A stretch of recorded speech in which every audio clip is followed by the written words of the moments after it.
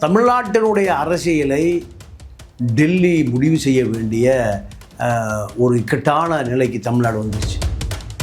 எடப்பாடியை அமித்ஷா முதலமைச்சராக்குவார்னு எடப்பாடி கனவு கண்டுட்டு இருக்கார். விஜயிடம் பேரம் பேசினார், பேரம் படிக்கவில்லை. இப்போ இது அத்தனை பேரும் எங்கே மாட்டிக்கிட்டாங்க? அமித்ஷாட்ட மாட்டிக்கிட்டாங்க. ஜனநாயகன் படம் ரிலீஸ் ஆவதற்கு வழியே காணும். இதில் புஷி சிபிஐ ஆஃபீஸர் கோர்ட்டை விட்டு தூக்கிட்டார். ஐயோ, இரண்டு முறை எழுப்பப்பட்டிருக்கு. கால கொடுமையா. விஜய் முதலமைச்சர், புஷி நிதியமைச்சர், இல்லைன்னா பாண்டிச்சேரி முதலமைச்சர். கருணாநிதியை வழிக்கு கொண்டு வந்த சிபிஐ இப்போ அமித்ஷா விஜய் கொண்டு வரக்கு ரொம்ப கஷ்டப்பட வேண்டிய அவசியம் இல்லை. 3 பேருக்கும் பொது எதிரி திமுக காலி பண்ணா. அப்போ ஏன் எங்களோடு சேர மாட்டேங்கிற? காங்கிரஸில் போய் சேருவதாக நீயே பொருளை கிளப்பி விடுற? இந்த படம் ரிலீஸ் ஆவது என்பது விஜயினுடைய அரசியல் வாழ்க்கையை தீர்மானிக்கக்கூடிய சக்தியாக இருக்குது. இப்போ புதுக்கோட்டைக்கு வந்த அமித்ஷா வேலுமணியிடம் நீங்கள் தொலைச்சிரும் 2 பேரையும். அமித்ஷா மிரட்டல் உருட்டலை தப்பிக்கவே முடியாத நிலைமையில் இருக்கார் இப்போ எடப்பாடி. விஜயும் தப்பிக்க முடியல, எடப்பாடியும் தப்பிக்க முடியல. புதிய சிந்தனை நேயர்களுக்கு வணக்கம். இன்றைய சிறப்பு நேர்காணலில் நம்மளுடன் இருக்கும் சிறப்பு விருந்தினர் மூத்த பத்திரிகையாளர் திரு தமிழா பாண்டியன் அவர்கள். ஐயா வணக்கம். வணக்கம். நேற்று எதிர்க்கட்சி தலைவர் திரு எடப்பாடி பழனிசாமி அவர்கள் திமுக அமைச்சரின் மீது உள்ள ஊழல் குற்றச்சாட்டை, ஊழல் பட்டியலை தமிழக ஆளுநர் ஆர் என் ரவிட்ட கொடுத்துருக்காரு. அதுவும் பார்த்தீங்கன்னா டிபார்ட்மெண்ட் வைஸாக கொடுத்துருக்காரு. டிபார்ட்மெண்ட் இவ்வளோ ஊழல் நடந்திருக்கு, இதனால வருடத்திற்கு 1 லட்சம் கோடி கடன் ஆகுது, திமுக ஆட்சி வந்த பிறகு கிட்டத்தட்ட 4 லட்சம் கோடி கடன் வந்துருச்சு அப்படின்னு சொல்லி ஒரு மிகப்பெரிய ஒரு பட்டியலை கொடுத்துருக்காரு. என்னதான் நடக்குது? அதையும் டாப் லிஸ்ட்ல பார்த்தீங்கன்னா நகராட்சி துறை தான் இருக்குது. அதுவும் கேஎன்ஆர் தான் சிக்கியிருக்காரு. எப்படியா? இல்லை, இப்போது போன அதிமுக ஆட்சியில் ஊழல் மந்திரி வேலுமணி. இந்த வேலுமணி ஸ்மார்ட் சிட்டி திட்டம் உலக வங்கி 1.5 லட்சம் கோடி கடன் கொடுத்தது. அந்த 1.5 லட்சம் கோடி அப்படியே துபாய்க்கு போய்விட்டது. உபீஸ் குப்பை எழுகிற சதக் ஜலால் இவருடைய நிறுவனத்துக்கு 700 கோடி ரூபாய் 5 ஆண்டுகளுக்கான ஒப்பந்தம். அது 7000 கோடி ஆக்கப்பட்டது எப்படி? இந்த நகராட்சி நிர்வாக ஆணையாளர் பிரகாஷ் ஐஏஎஸ், கார்த்திகேயன் ஐஏஎஸ், 2 பேரையும் திமுக ஆட்சி அமைந்தால் 2 பேரும் சிறைக்கு செல்வார்கள் ஸ்டாலின் சொன்னார். இப்போ நேருவுக்கு நெருக்கமான நபர்கள் யார்? இந்த பிரகாஷ் கார்த்திகேயன் தான். வேலுமணிக்கு கொள்ளையடித்து திருடி கொடுத்து பல லட்சம் கோடிகளை கொடுத்த 2 அதிகாரிகளும் நேருவுக்கு கொள்ளையடித்து பல லட்சம் கோடியை நேருவுக்கு கொடுத்து கொண்டு இருக்கிறார்கள். நேருவிடமிருந்து எங்கே போகுது? கோபாலபுரம் குடோனுக்கு போகுது. அப்போ இந்த பிரகாஷ் மீதும் கார்த்திகேயன் மீது இன்று வரை நடவடிக்கை இல்லை. ஆமாம், அதிமுக ஆட்சி காலத்திலேயும் அவர்கள் தான், திமுக ஆட்சி காலத்திலேயும் இவர்கள் தான். அப்போது இந்த 2 பல அதிகாரிகள் பேரை சொல்லலாம். இருந்தாலும் நகராட்சி ஊழல் ஸ்மார்ட் சிட்டி டேவிதார் ஐஏஎஸ் தலைமையில் எங்கே ஊழல் நடந்தது, 1.5 லட்சம் கோடி எங்கேன்னு திமுக ஆட்சிக்கு வந்தோடனையும் ஒரு விசாரணை குழுவை போட்டார்கள். அந்த விசாரணை குழு என்னாச்சு? 4 வருஷம் ஆச்சு. டேவிதார் ஐஏஎஸ் எவன் திருநானும் எல்லாம் கொண்டு யார்கிட்ட கொடுத்தாரு? திமுக அரசிடம் கொடுத்தார். நடவடிக்கை இல்லை. அப்போது ஊழல் அரசுகள் அதிமுக அரசு, அதை காப்பாற்றுவது திமுக அரசு. திமுக அரசு ஆட்சி மாறினால் காட்சி மாறும். இதே அதிகாரி அவருக்கு தேடி கொடுப்பான், அதே அதிகாரி இவருக்கு தேடி கொடுப்பான். இதுதான். ஆக ஆட்சி தான் மாறுது, அதிகாரிகள் மாறலையே. அதிகாரிகள் மாறலை. மது ஒழிப்பு முதல் கையெழுத்து, நான் மதுவை ஒழிப்பேன்னாரு. என்ன ஆச்சு? கடை அதிகமாகிட்டே போகுது. செந்தில் பாலாஜி கை ஓங்கிட்டே போகுது. நீங்கள் திண்டிவனத்துக்கு பக்கத்தில் ஒரு பாலம், 18 கோடி ரூபா பாலம் ஆற்றுல அடிச்சுட்டு போயிடுச்சு. கட்டி எவ்வளோ நாள் ஆச்சு? 3 மாதம் தான். 3 மாதம் தான் ஆகுது. அட்டையில் பாலம் கட்டுகிற இந்த அரசு திமுக அரசு. இதில் அட்டையில் பாலம் கட்டுறாங்க. ஏவா வேலு பலாயிரம் கோடி திருடி வச்சுருக்காரு. பழைய பஸ் கண்டக்டர், அதுக்கு முன்னாடி ஆயில் இன்ஜின் மெக்கானிக். இவர்கள் தான் இந்த திமுக அரசை, அதிமுக அரசை காப்பாற்றுகிறார்கள். இப்போ அமித்ஷா புட்டு லெஃப்ட் அண்ட் ரைட் எடப்பாடி விரட்டுறாரு. 2 திருடர்களும் தமிழ்நாட்டை கெடுத்துட்டீங்க, குட்டிச்சோர் பண்ணிட்டீங்க, திமுகவும் அதிமுகவும். இந்த அமித்ஷாவுடைய விரட்டலுக்கு பயந்து தான் எடப்பாடி ஆளுநர் ரவியை சந்திக்கிறார். அமித்ஷா எப்படியாவது நம்மளை முதலமைச்சர் ஆக்கிடுவார். யார் நினைக்கிறா? எடப்பாடி பழனிசாமி. ஏன் விஜய்க்கு பேரம் பேசினார் எடப்பாடி பழனிசாமி. விஜய் எனக்கு முதலமைச்சர் நாற்காலி தான் வேணும். நேராக பனையூர்லேருந்து ஹெலிகாப்டரில் போய் முதலமைச்சர் இறங்கணும் கோட்டைக்கு. அவர் ஒரு சினிமா முதலமைச்சர். இப்போ இது அத்தனை பேரும் எங்கே மாட்டிக்கிட்டாங்க? அமித்ஷாட்ட மாட்டிக்கிட்டாங்க. ஜனநாயகன் படம் ரிலீஸ் ஆவதற்கு வழியே காணும். பராசக்தி படம் காலையில் சென்சாருக்கு போய் மத்தியானம் ரிலீஸ் ஆயிடுச்சு. ஆமாம். அப்போது அமித்ஷா என்ன நினைக்கிறாரு? அமித்ஷா காங்கிரஸில் சேர்றதுக்கு நீ முயற்சி பண்ணுறியா? பிரவீன் சக்கரவர்த்தி பேசுகிறாரா? இப்படி புஷி ஆனந்த், ஆதவ் அர்ஜுனா, நிர்மல் குமார் எல்லாம் டெல்லி சிபிஐ விசாரணையில் எல்லாம் எங்கள் தளபதி தான் சொன்னார். 2 மணிக்கு வருவதாக பத்திரிகையில் விளம்பரம். விஜய் பேசுவார் 2 மணிக்குன்னு. ஏன் 6 மணிக்கு வந்தார்? எங்களுக்கு தெரியாது. எல்லாம் பனையூர்லேருந்து வந்த உத்தரவு. எல்லா உத்தரவு பனையூரின் உத்தரவு தான். அப்போது எல்லாமே செயற்கையாகவே விஜய் தான் முடிவு பண்ணுவார். ஆமாம், அவர் தான் முடிவு பண்ணுவார். இப்படி உண்மையாகவே உள்ள திரைப்பட ஷூட்டிங் நடந்துதான் எல்லாம் அவர் தான் முடிவு பண்ணுவார். எல்லாம் மேலே இருக்கும் பார்த்துக்குவோம். மக்கள் வெளியேறி விடக்கூடாது என்பதற்காக கம்பி கட்டி க்ளோஸ் பண்ணியிருக்கான். யாரை கட்டினீங்க? எல்லாம் மேலே இருக்கிறோம் பார்த்துக்குவோம். ஆதவ் அர்ஜுனா அத்தனையும் தளபதியுடைய உத்தரவு தான். நாங்கள்லாம் கிராஸ் செக்கே பண்ண முடியாது. அப்படி சொன்னால் அப்படியே கேட்டுக்கணும். இதில் புஷி சிபிஐ ஆஃபீஸர் கோர்ட்டை விட்டு தூங்கிட்டார். ஐயோ, முரட்டு சாப்பாடு 2 முறை எழுப்பப்பட்டிருக்கு. வடிவில் சொல்ற மாதிரி பழைச்சத்தை திங்கான்னு சொன்னா இல்லை அப்படிங்கிற மாதிரி. புஷிக்கு ஏட்டையா லெவலில் டீல் பண்ணி பழக்கம். இப்போ அவர் ஒருவேளை ஃபைனான்ஸ் மினிஸ்டராலும் ஆச்சரியப்படுறதுக்கு இல்லை. தமிழ்நாட்டினுடைய நிதி அமைச்சர். அப்படியா? கால கொடுமையா? விஜய் முதலமைச்சர், புஷி நிதியமைச்சர், இல்லைன்னா பாண்டிச்சேரி முதலமைச்சர். அப்போ ரங்கசாமி எங்கே போகிறாருன்னு தெரியல. இப்படியான சூழலில் அமித்ஷாவை பொறுத்தவரை அமித்ஷா எப்படியாவது இந்திய கூட்டணிகள் கொண்டு வந்து விடுவார் நம்ம முதலமைச்சர்லாம் இல்லைன்னு எடப்பாடி கனவு கண்டு கொண்டு இருக்கார். இப்போ புதுக்கோட்டைக்கு வந்த அமித்ஷா வேலுமணியிடம் நீங்கள் தொலைச்சு 2 பேரையும் திமுக அதிமுக 2 பேரும் கூட்டு களவாணிகள் இப்படி சொன்ன பிறகு தான் திமுக மீது 4.5 வருடம் இல்லாத ஊழல் புகார் எடுத்துகிட்டு எடப்பாடி எங்கே போயிருக்காரு? ஆளுநர்கிட்ட போயிருக்காரு.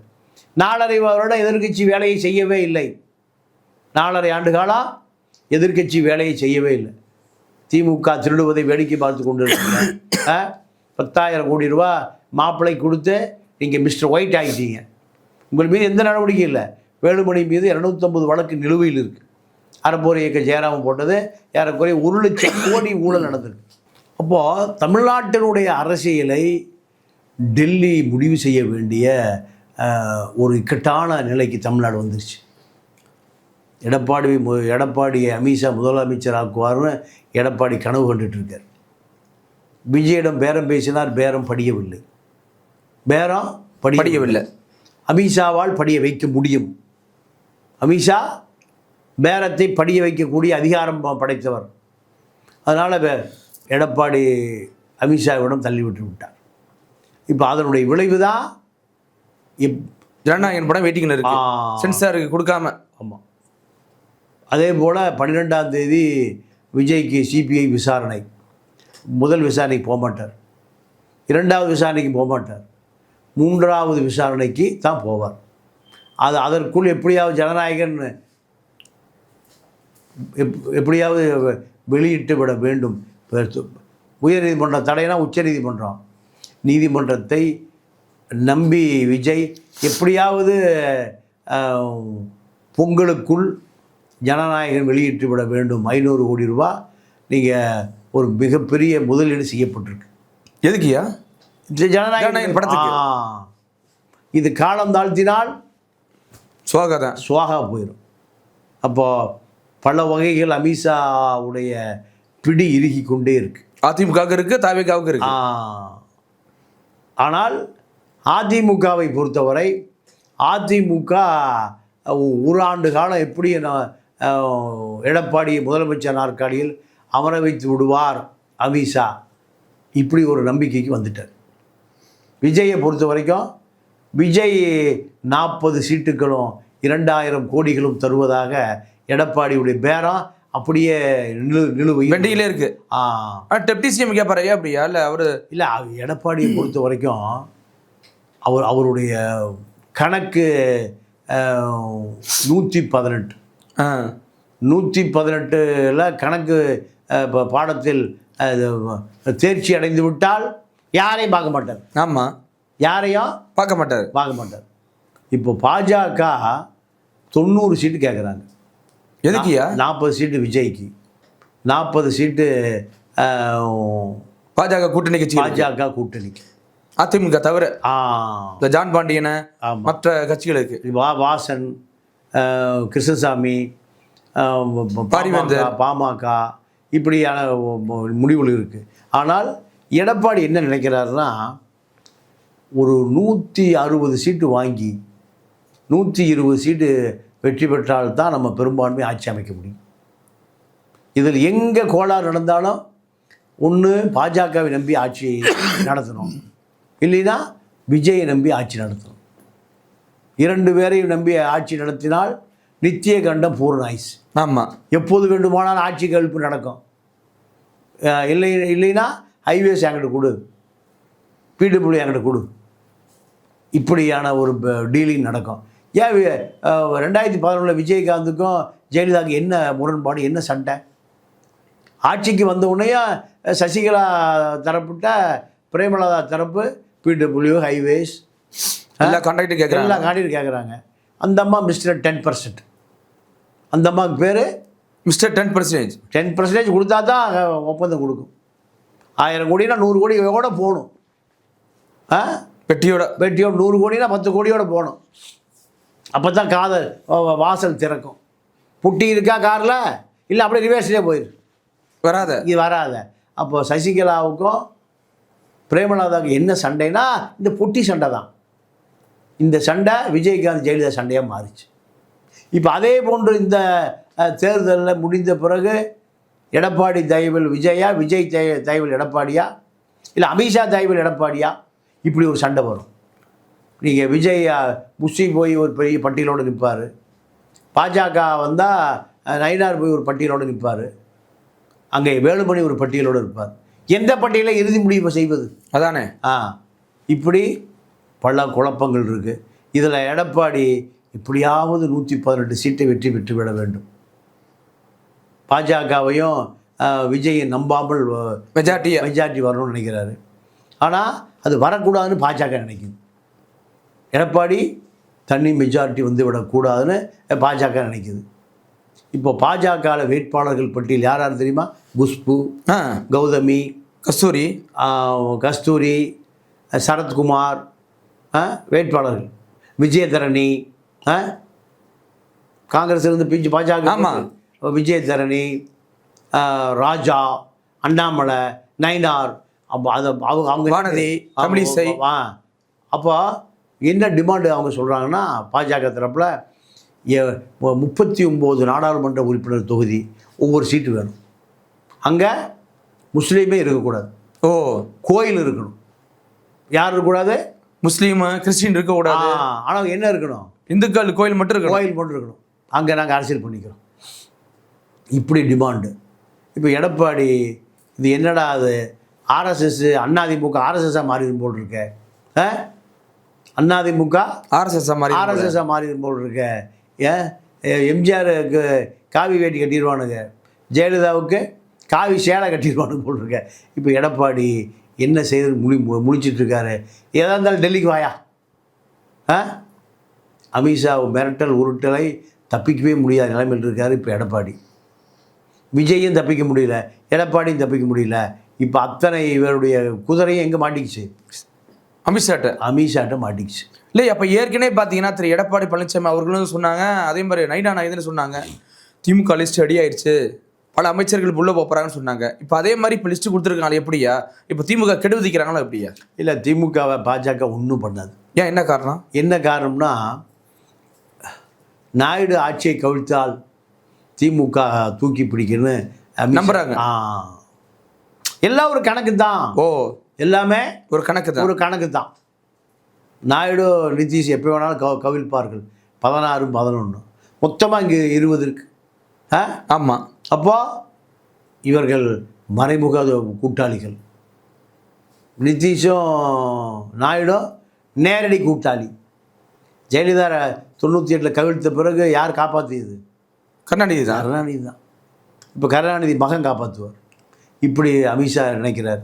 அதனால் நீங்கள் 3000 கோடி ஊழல் மணலில் இப்போ நடக்கலையே, ஒன்றும் நடக்கலையே விசாரணை. சாராயத்தில் 3000 கோடி ஊழல் டாஸ்மார்க்கில் ஒன்றும் நடக்கலையே. ஏன்? எதிர்காலத்திற்கு எடப்பாடி தேவைப்பட்டதை போல திமுகவும் தேவைப்படும் என்பது அமித்ஷாவுடைய கணக்கு. ஸ்டாலின் தேவைப்படுவார். இது ஒரு நீண்டகால கணக்கு. இப்போது விஜயை எப்படியாவது இந்த கூட்டணிக்குள் கொண்டு வந்தால் மிக எளிதாக வெற்றி பெற்று விடலாம். இல்லை, வர வாய்ப்பு இருக்கு ஐயா. ஏன்னா முதல் தேர்தலில் கூட்டணி போனால் அவருடைய செல்வாக்கு என்னங்கிறது தெரியாமல் போயிடும்ல. இல்லைங்க, விஜயகாந்த் என்ன பண்ணார்? தனித்து இப்போ போட்டிட்டாரியா, அதுக்கப்புறம் தானே கூட்டணி வந்தார். இல்லை, தனித்து எவ்வளோ ஜெயிச்சார்? ஒரு சீட் ஜெயிச்சார். ஆனால் ஓட் பேங்க் வச்சிருந்தா இல்லையா? இல்லை, ஓட் பேங்க் வைத்திருந்தாலும் அப்படியே கூட்டணி வைக்கிறாரு ஜெயலலிதாவோட. அந்த சமயம் திமுக வீழ்த்தியே ஆகணும் அப்படிங்கிறதுனால தான் கூட்டணி வச்சாரு. திமுகவை வீழ்த்தி ஆகணும். இப்போ மக்கள் என்ன நினைச்சான்? திமுக அதிமுகவுக்கு மாற்று சக்தியாக தான் விஜயகாந்த் நினைச்சான். ஆமாம். இவர் என்ன பண்ணார்? நேராக கொண்டு அங்கேயே கூட்டணி வச்சார். முடிஞ்சு போச்சு கதை. ஆனால் ஜெயலலிதாவுடைய தந்திரம் என்னென்னா, விஜயகாந்தோடு கூட்டணி வைத்து ஒரு முறை அந்த அம்மா முதலமைச்சர் ஆச்சு. விஜயகாந்த் ஒரு கூட்டணி வைக்க சொல்லி அந்த அம்மாவை உருவாக்கி முதலமைச்சர் ஆச்சு. மக்கள் நல கூட்டணி 1.5% மயிரிழையில் உயிர் விளைச்சது. ஜெயலலிதா தான் சாதுரியம். சாணக்கியன், சாணக்கியன் சொல்லுவாங்கல்ல. விஜயகாந்த் இவ்வளோ ஓட்டை பிரிக்கலினா அதிமுக மீண்டும் 2016 ஆட்சிக்கு வந்திருக்காரு. இழுபறி தான். அந்த தேர்தலில் மட்டும் அதிமுகவோடு தேமுதிக கூட்டணி வைத்திருந்தால் ஜெயலலிதாவுடைய நிலைமை பரிதாபமாக இருக்கும். ஜெயலலிதா எங்கே போய் நிற்கணும்? சசிகலா 2 பேரும் பிரேமலதா வீட்டில் போய் நிற்கணும். ஆமாம். அது எப்படியோ இயற்கையை தவிர்த்தது, மக்கள் காப்பாற்றினான் அதிமுகவை. இப்போ அதே போல் நிலைமை இப்போது 2026 தேர்தல் முடிந்த பிறகு எடப்பாடியுடைய நிலைமை ஜெயலலிதாவுடைய நிலைமையை போல வந்துருமா? 1%, 1.5% மயிரிழையில் உயிர் பிழைக்குமா? விஜய் ஆதரவு வந்தால் 10% வரும், பெரும் மெஜாரிட்டி வரும். விஜய்க்கு 40 சட்டமன்ற உறுப்பினர்கள் வருவாங்க. இப்போ பாஜகவுடைய கணக்கே 90 கம்மியாக ஒத்த கால் நிற்குது. இப்போ அமித்ஷா வர சொன்னது அதுக்கு தான். எங்கே டீல் பேசதான்? டெல்லிக்கு தான். டெல்லிக்கு போனால் கையெழுத்து தான். பேச்சே கிடையாது, சமரசமே கிடையாது. போடு கையெழுத்து, அவ்வளோதான். பாஷா பாய் தான். அமித்ஷா என்ன பாய்? பாஷா பாயாக மாறி சைடில் 2 நாயுடன் பரப்பியா. இப்போ நீங்கள் ஒரு 15 வருடங்களுக்கு பின் போய் தான் அரசியலை பார்க்கணும். 2009 தேர்தல், திமுகவும் காங்கிரஸும் கூட்டணியாக இருக்குது. அந்த தேர்தல் கூட்டணி வேண்டாங்கிறார் கருணாநிதி. ஏன்? ஈழத்தமிழருடைய கொலைக்கு காங்கிரஸ் தான் காரணம். ஓட்டு போட மாட்டாங்க. அப்போ 2G வழக்கில் கனிமொழி சிறையில், ராஜா சிறையில், சரத் ரெட்டி சிறையில். டெல்லி அதிகாரிகள் ஒரே விமானத்தில் வரான். ஒரே விமானத்தில் வந்த ஆட்கள் ஒரு குழு சிபிஐ கலைஞர் டிவி அலுவலகத்துக்கு போகுது, அறிவாலயம். இன்னொரு குழு எங்கே போகுது? கீழே. ஒன்று குரூப்பு மேலே. கையெழுத்து போறியா போட மாட்டியா? தயாள் அம்மா விசாரணைக்கு கொண்டு வந்துட்டாங்க. 600 கோடி ரூபாய் அந்த கலைஞர் டிவி உருவாவதற்கு பணம் ஏது? கள்ள பணமா, நல்ல பணமா, லஞ்ச பணமா, கருப்பு பணமா, வெள்ளை பணமா? அந்த அம்மா 80 வயசு. அந்த அம்மாவுக்கு அப்போ 80 வயசு. ஜெயிலுக்கு போக முடியுமா? ஜெயலலிதா கருணாநிதிக்கு அப்போ 85 வயசு. அப்போ எனக்கு தெரியாதுப்பா, எங்கே கைது போட சொன்னாங்களோ போட்டேன். எனக்கு கண் பார்வை குறைவு, காது கேட்காது. போட சொன்னாங்க போட்டேன். கேட்டது போல என் பிள்ளை பசங்க தப்பு இருக்காது, அதனால் போட்டேன். பெருசு அப்படி தானே சொல்லும். ஆமாம். அப்போ கீழே கருணாநிதி கூட்டணி என்ன வச்சுக்கிறீங்களா வேண்டாமா, தயாளம்மா சிறைக்கு போகுது. தயாளம்மாவுக்காக தான் கனிமொழி சிறைக்கு போனேன். ஓ, அப்போ கருணாநிதியை எப்படி வழிக்கு கொண்டு வர வேண்டும் என்பது சிபிஐக்கு தெரியும். கருணாநிதியை வழிக்கு கொண்டு வந்த சிபிஐ இப்போ அமித்ஷா விஜய் கொண்டு வரக்கு ரொம்ப கஷ்டப்பட வேண்டிய அவசியம் இல்லை. ஒரு ரைடு விட்டால் போதும், அவ்வளோதான். இப்போ எல்லா புஷி ஆனந்த், ஆதவ் அர்ஜுனா, நிர்மல்குமார் அத்தனை பேரும், மாவட்ட செயலர் மதியழகு அத்தனை பேரும் எங்களுக்கு பாஸ் விஜய் தான். அவர் எதை சொல்லுகிறாரோ அதைத்தான் நாங்கள் செய்வோம். அவர் கயிறு கட்டி கம்பி கட்டி வெளியே ஆட்கள் விட வேண்டாம்னார், நிறுத்தினோம், பிளாக் பண்ணிட்டோம். 2 மணிக்கு வருவார்னாரு. இப்போ சென்னை வீட்டு 2 மணிக்கு தான் புறப்பட்டார். சார்ட்டர் ஃப்ளைட், தனி விமானம். அவர் நாங்கள் எதையும் கிராஸ் செக் பண்ண முடியாது, சொல்ல அப்படியே கேட்குறேன். எப்பா நான் வரும்போது வர கூட்டம் வரைக்கும் வெயிட் பண்ணு. இப்படி தான் நாங்கள் இல்லை தலைவரை கூட்டம் கூடிச்சு உடனே கிளம்பி அப்படிலாம் சொல்லவே முடியாது. இப்படி டேரக்டா விட்டு பேசவே முடியாது. உதவியாளர் ஜெகதீஷன் இருக்காரு. ஆமாம், ஜெகதீஷ் பழனிசாமி, திரிஷாவுக்கு அவர் தான் மேனேஜர், கீர்த்தி சுரேஷுக்கு அவர் தான் மேனேஜர், நயன்தாராவுக்கு அவர் தான், தமனாவுக்கு அவர் தான், அனுஷ்காவுக்கு அவர் தான், ஹன்சிகாவுக்கு அவர் தான், எல்லாத்துக்கும் அவர் தான் மேனேஜர். மேனேஜர் மட்டும் தானே, அவ்வளோதான். ரூட் நிறுவனத்தினுடைய கால் ஷீட் பூரா அந்த நடிகைகள் இங்கே தான் இருப்பாங்க. எந்த திரைப்பட நிறுவனமும் நடிகைகளுடைய கால் ஷீட் வேணும்னா யார்கிட்ட வரணும்? ஜெகதீஷ் வரணும். ஜெகதீஷ் தான் ஒட்டுமொத்த நடிகைகளுக்கான ஏஜென்ட். ஓ, ஏஜென்ட்னா கால் ஷீட் ஏஜென்ட். தப்பால மற்றபடி வேற ஒன்றும் கிடையாது. தப்பாலாம் ஒன்று நீங்களே தப்பா சொல்லலாம், நானும் தப்பா எடுத்துக்கல. அப்போது ஜெகதீஷ் பழனிசாமி விஜய்யுடைய பிஏ. இந்த பிஏ எதை சொல்லுகிறாரோ அதுதான் எம்ஏவாகும். பிஏ எதை சொன்னாலும் அது எம்ஏ. புரிஞ்சுக்கட்டும், அவ்வளோதான். புரியாதவர்கள் போய்கிட்டோம். கண்டிப்பா ஐயா. அப்போ இதுதான் தமிழ்நாடு அரசியல். இப்போ இவ்வளோ ஊழல் பட்டியல் வந்திருக்கியா, இப்போ எந்த அமைச்சர் உள்ளே போக மாட்டாங்களா? ஆல்ரெடி இப்போ செந்தில் பாலாஜி லிஸ்ட்டில் இருக்காரு, அமைச்சர் இலாக்கா இல்லாமல் இருக்காரு. அப்படிங்கும்போது இப்போ அமைச்சர் யாரும் இப்போ உள்ளே போக வாய்ப்பு இல்லையா? அப்படியா? 100% வாய்ப்பு இல்லை. இது எடப்பாடியை அமித்ஷா விரட்டியதனுடைய விளைவு. எதிர்கட்சி அரசியலை பண்ணியா, அப்போ தான் மக்கள் ஓட்டு போடுவான். நீ 4.25 வருஷம் எதிர்கட்சி அரசியலே பண்ணலை. நீ இந்த கும்பல் தப்பித்து கொள்வதற்கு மாப்பிள்ளைக்கு பேசி 10,000 கோடி ரூபா கொடுத்து நீங்கள் தப்பிச்சுக்கிட்டீங்க. ஜெயலலிதாவை பழி வாங்கிய திமுக உங்களை யாரையும் பழி வாங்கல. ஆமாம், ஏன்? எல்லாம் டீலிங்கில் போயாச்சு. நீங்கள் தப்பித்துக் கொள்வதற்கு என்ன வழியோ அதை பார்த்துட்டீங்க. மக்கள் என்ன நினைக்கிறான்? 2 பேரும் கூட்டுக்கலவாணின்னு நினைக்கிறான். அதனால் எதிர்கட்சி அரசியலை பண்ணுன்னு சொன்ன பிறகு அவசரமாக டைப் பண்ணி எடுத்துகிட்டு ஆளுநர் பார்க்க போயிருக்கார். அதனால் இந்த சூழலில் திமுக அமைச்சர்களை எப்போ கைது பண்ணியிருக்கணும்? எப்போவோ கைது பண்ணி எப்போவோ சிறையில் போட்டிருக்கணும். அதெல்லாம் ஒன்றும் நடக்கவே இல்லை. இப்போ அமித்ஷாவை பொறுத்த வரைக்கும் 3000 கோடி ரூபா மதுவில் ஊழல் நடந்திருக்கு, 3000 கோடி ரூபா மணலில் ஊழல் நடந்திருக்கு, நகராட்சித்துறை, நெடுஞ்சாலைத்துறை, நகராட்சி. நீங்கள் அறப்போர் இயக்க ஜெயராம வேலுமணி மீது 200 வழக்கு போட்டு வச்சுருக்காரு. அதே 200 வழக்கு நேரு மேலேயும் இருக்குது. நீங்கள் ஜெயராம் என்ன சொல்கிறாரு, ஏங்க நேரு மேலே போடுறதுன்னு கேட்டால் வேலுமணி மேலே போட்டதை நேரு காப்பாற்றுறாரு. ஓ, நேரு காப்பாற்றுறாரு. நேரு துறை அதிகாரிகள் வேலுமணி மீது எந்த நடவடிக்கையும் எடுக்கக்கூடாதுன்னு தடுக்கிறாங்க. நீதி அரசராக போய் புளியாந்தோப்பில் போய் அக்கேஷை பிடிப்பார். அதானே அவருக்கு லஞ்ச ஒழிப்புத்துறை, விஜிலன்ஸு எந்த வேலையும் செய்யாமல் அத்தனை அமைச்சர்களையும் பாதுகாக்குது. யாருடைய ஆட்சியில்? திமுக ஆட்சியில். இதைத்தான் அமித்ஷா கேட்குறாரு. அமித்ஷாவுக்கு எல்லா பேப்பரும் போகுது. அமித்ஷா அலுவலகத்தில் நீங்கள் தமிழ்நாடு அமைச்சர்களுடைய கோப்பு தயாராக இருக்கான். கோப்பு தயாராக இருக்குது. எப்போ வேண்டுமானாலும் அந்த கோப்பு நீங்கள் பறக்க ஆரம்பிச்சிடும். அந்த கோப்புக்கு ரெக்க வந்துன்னா பறக்க ஆரம்பித்தால் தமிழ்நாட்டில் மோசமான அரசியல் விளைவு ஏற்படும். அதெல்லாம் திமுகவும் பாஜகவோடு மறைமுக கூட்டணியில் இருக்குது. இந்த அரசியலை இப்போது விஜய் தான் பெரும் துருப்பிச்சிட்டு. விஜய்க்கு யார் பொது எதிரி? திமுக தான். பாஜக யார் பொது எதிரி? திமுக தான். எடப்பாடிக்கு யார் பொது எதிரி? அவரும் திமுக தான். அப்போ 3 பேரும் ஒன்று சேருவதில் என்னையா பிரச்சனை? அமித்ஷா அப்படி தான் கேட்குறாரு விஜய்கிட்ட. 3 பேருக்கும் பொது எதிரி திமுக. திமுக காலி பண்ணணும். அப்போ ஏன் எங்களோடு சேர மாட்டேங்கிற? காங்கிரஸில் போய் சேருவதாக நீயே பொருளை கிளப்பி விடுற? ஆதவ அர்ஜுனாவுடைய ஐடி விங்கு காங்கிரஸ் வழிந்து எங்களை கூப்பிடுது. ஆட்சி அமைக்கலாங்குது, டெல்லியில் ஆட்சி அமைக்கலாம், இங்கே ஆட்சி அமைக்கலாம். இதெல்லாம் இவர்களை கிளப்பி விடுகிற செய்தி. அப்போ இந்த செய்தியை பார்த்து அமித்ஷா இன்னும் கோபமாகிறார். நீங்கள் உங்களை காப்பாற்றினால் நீங்கள் காங்கிரஸோடு போவீங்களா? படத்தை ரிலீஸ் பண்ண விட மாட்டேன்.